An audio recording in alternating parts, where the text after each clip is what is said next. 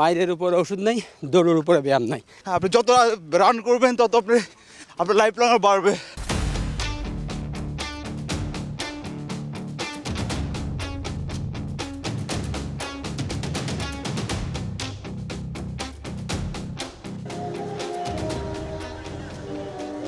পৌষের কুয়াশাচ্ছন্ন ভোরে রাজধানীর ৩০০ ফিটের জলছিরি আবাসনে হাজির হাজারো অ্যাথলিট।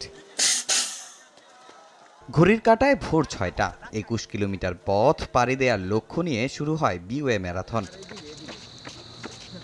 প্রথমবারের মতো এই হাফ ম্যারাথনের আয়োজন করে বাংলাদেশ অলিম্পিক অ্যাসোসিয়েশন, সার্বিক সহযোগিতায় বাংলাদেশ সেনাবাহিনী। প্রথমবারের মতো আয়োজিত ম্যারাথনে অংশ নেওয়ার সুযোগ পান ৫,০০০-এরও বেশি অ্যাথলিট ও দৌড়প্রেমী। অনেকেই অংশ নেন প্রথমবারের মতো, আবার অনেকে বেশ অভিজ্ঞ।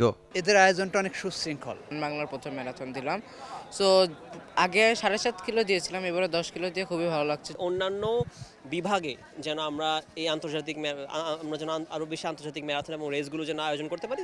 আমাদের এরকম অ্যাক্টিভিটির সাথে আরো বেশি ইনভলভ হওয়া প্রয়োজন। রানের ফলে কি হয়েছে, এই পর্যন্ত আমাদের প্রেশার, ডায়াবেটিস, আল্লাহর রহমতে কোনো সমস্যাও নাই। বয়োজ্যেষ্ঠদের অংশগ্রহণও ছিল চোখে পড়ার মতো। নারীরাও প্রমাণ দিয়েছেন নিজেদের পারদর্শিতার। পুরুষদের মতো দুই ক্যাটাগরিতে অংশ নিয়েছেন প্রায় ৩৬৫ জন নারী অ্যাথলিট।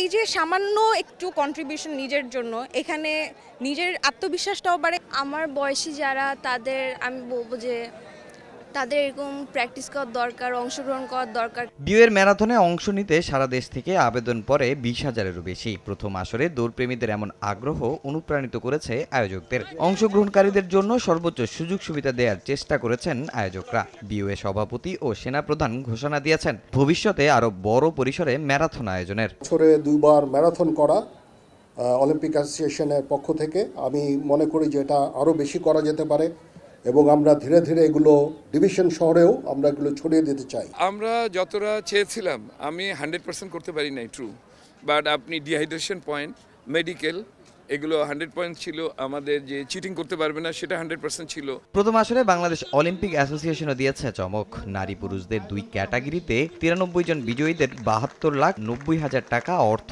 পুরস্কার দেয়া হয়েছে। তামিম হোসেন, সময় সংবাদ, ঢাকা।